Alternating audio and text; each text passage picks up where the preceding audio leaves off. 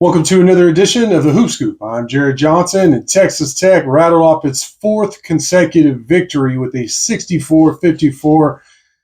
Kind of a weird, nothing kind of about it. It was a weird game, but it was a victory for Texas Tech over, an in-conference rival. And like I said, fourth consecutive victory, sixth win in 7 tries, and that one loss, of course, was a 1-point.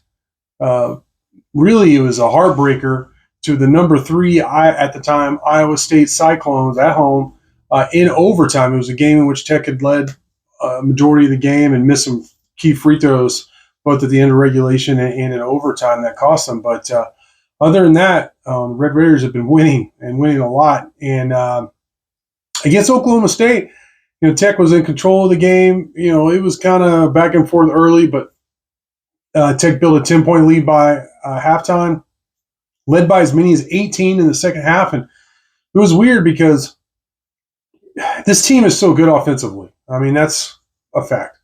But when they really play with intensity on defense and on the glass, it becomes like it takes a step forward. It's on another level. It becomes a very dangerous, formidable team.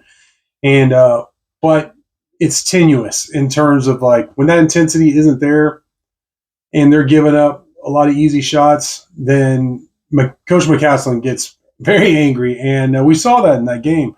Tech was up by 16 at one point, and I believe McCaslin called a timeout.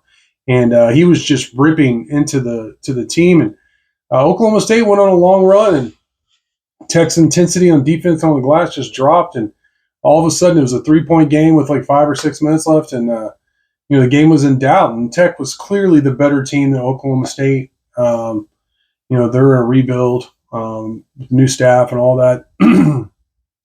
And, Texas Tech is clearly a tournament team, a very good team. How good it is, we'll find out. But it's good enough to finally crack the AP Top 25 poll.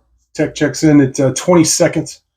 In the country, so good enough for that. I believe 19th in the coaching poll, which is great. That's where Tech should be in the top 25. It's clearly a top 25 team. So going back to the letdown and intensity on defense, you can see why McCaslin gets mad. But my thought also was that at least in that instance, the team did not respond to him, because if you saw, and this is common for coaches to go on tirades like this to try and fire their players up. It's not like this is some new thing or different or wild.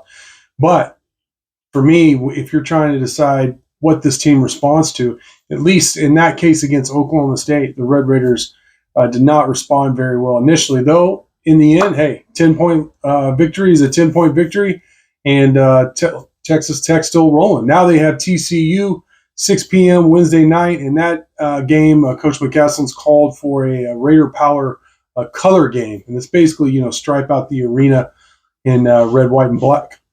So Red Raider Outfitter, of course, has you covered with all that gear if you need some fresh red, white, and black Texas Tech gear.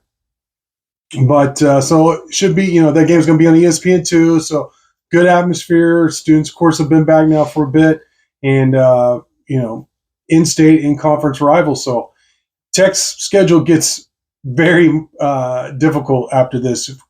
I mean, immediately you're at Houston, but you have Baylor, Arizona there again. You have some tough games coming up. So Texas Tech really, while they're rolling, they've won a lot and looked really good in doing so. They've gotten healthy, all that.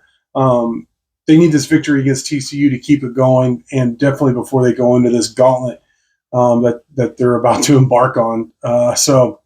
But good news all around. Knock on wood. You're healthy. Obviously, winning is the most important thing, and top 25 AP poll, and a really nice stage Wednesday night. Like I said, 6 p.m. at the USA on ESPN2 to keep that momentum going. But for now, I want to thank you for watching, and until next time.